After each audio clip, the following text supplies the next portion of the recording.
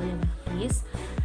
NPM saya 1950394. Saya mahasiswa dari Prodi Pendidikan Bahasa dan Sastra Indonesia FKIP Unpas.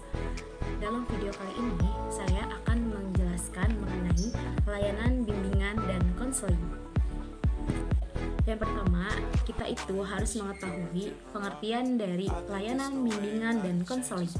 Pelayanan bimbingan dan konseling merupakan proses pemberian bantuan yang diberikan kepada siswa secara terus-menerus agar tercapai kemandirian dalam pemahaman diri, sehingga siswa sanggup mengarahkan dirinya sesuai dengan tuntutan, keadaan, lingkungan sekolah, keluarga, dan masyarakat. Selanjutnya, yang kedua, kita itu perlu mengetahui apa sih fungsi dari layanan bimbingan dan konseling itu. Fungsinya selain sebagai pemahaman untuk peserta didik maupun lingkungannya, bimbingan konseling juga memiliki fungsi yang lainnya seperti sebagai penyembuh atau perbaikan peserta didik yang mengalami kesulitan ketika mendapatkan suatu permasalahan yang sulit mereka pecahkan, sehingga menyebabkan peserta didik itu menjadi merasa pesimis. Selanjutnya, kita juga perlu mengetahui apa sih tujuan dari layanan bimbingan dan konseling itu. Secara umum, tujuan pelaksanaan layanan bimbingan dan konseling adalah berupaya membantu siswa menemukan pribadinya dalam hal mengenai kekuatan dan kelemahan yang ada di dalam dirinya, serta menerima dirinya secara positif dan dinamis sebagai modal pengembangan diri lebih lanjut. Jenis layanan bimbingan dan konseling terselenggara harus sesuai dengan 4 bidang bimbingan, yaitu yang pertama, bidang bimbingan pribadi, yang kedua sosial, yang ketiga belajar, dan yang keempat karir. Dan jenis-jenis layanan bimbingan konseling itu dibagi lagi menjadi 9 bagian, yaitu yang pertama, layanan orientasi. Layanan orientasi merupakan bimbingan yang dilakukan untuk memperkenalkan siswa atau seseorang terhadap lingkungan yang baru dimasukinya. Yang kedua adalah layanan informasi. Layanan informasi berusaha memenuhi kekurangan individu akan informasi yang mereka perlukan. Dalam layanan ini, kepada peserta layanan disampaikan berbagai informasi. Yang ketiga, itu ada layanan penempatan dan penyaluran. Misalnya, pada penempatan minat, hobi, dan bakat pada anak yang pastinya memerlukan bimbingan orang dewasa atau yang disebut juga konselor atau konselor. Adalah penguasaan konten.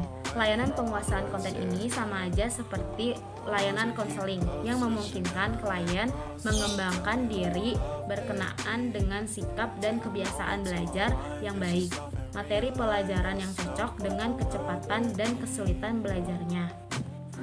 Yang kelima, itu ada layanan konseling perorangan. Konseling individual adalah proses belajar melalui hubungan khusus secara pribadi dalam wawancara antara seseorang konselor dan seseorang konselin atau klien.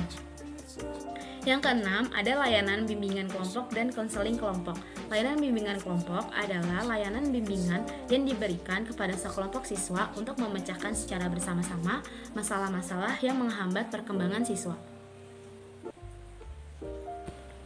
Yang ketujuh, itu ada layanan konsultasi. Layanan konsultasi adalah layanan konseling yang dilaksanakan oleh konselor terhadap seseorang pelanggan disebut konsulti, yang memungkinkan konsulti memperoleh wawasan, pemahaman, dan cara-cara yang perlu dilaksanakan dalam menangani kondisi atau permasalahan pihak ketiga.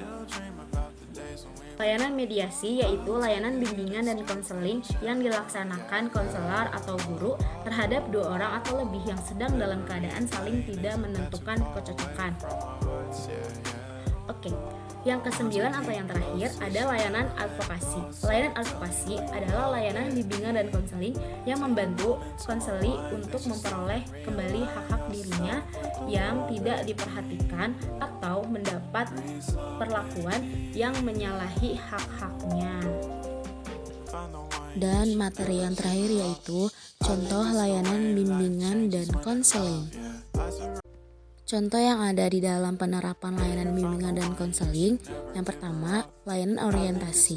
Pada tahun ajaran baru di sekolah, menerima 5 kelas murid baru, tugas konselor di sini ialah memberikan pemahaman kepada mereka agar mereka bisa beradaptasi dengan lingkungan yang baru, baik dengan lingkungan fisik maupun lingkungan sosial. Misalnya, harus bisa menyesuaikan diri dengan teman-teman baru yang ada di dalam sekolah tersebut. Cukup sekian video yang bisa saya sampaikan. Kurang lebihnya mohon maaf. Wassalamualaikum warahmatullahi wabarakatuh.